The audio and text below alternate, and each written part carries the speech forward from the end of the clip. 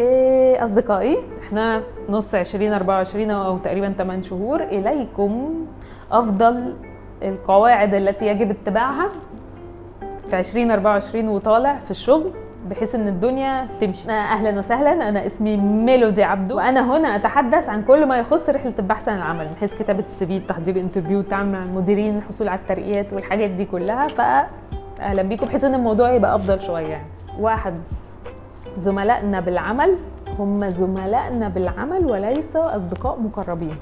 اوكي، لانه التوتر شديد، ضعف الشخصيه بقى منتشر، انعدام مش مبادئ بس يعني طريقه التصرف بقت متدنيه شويه. اوكي، فمنين ما يحصل مشكله الجنان بينفجر في وشنا.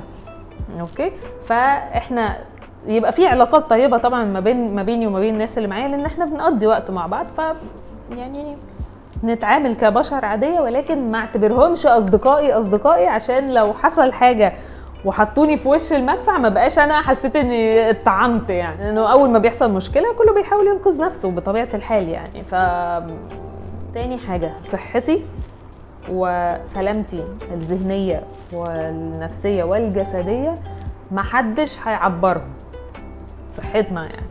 اوكي، فعلينا ان احنا نتعلم ازاي نقاتل من اجلهم او من اجل الحفاظ عليهم.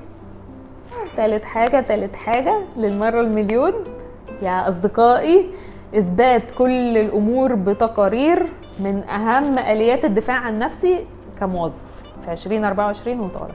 أنا عارفة إن كتابة التقارير مملة جدا، وإحنا أصلا بنبقى مخلصين شغل مش طايقين نفسنا، أنا عارفة، ولكن هيجي يوم والتقارير اللي أنا عملتها دي هتنقذني.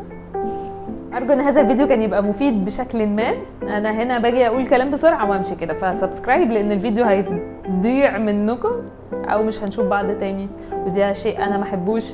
سبسكرايب، شكرا، ميرسي انكم قعدتوا معي شويه دول، ونلتقي في فيديو قادم على خير باذن الله. كانت معكم ميلودي عبدو من على الكرسي، مع السلامه.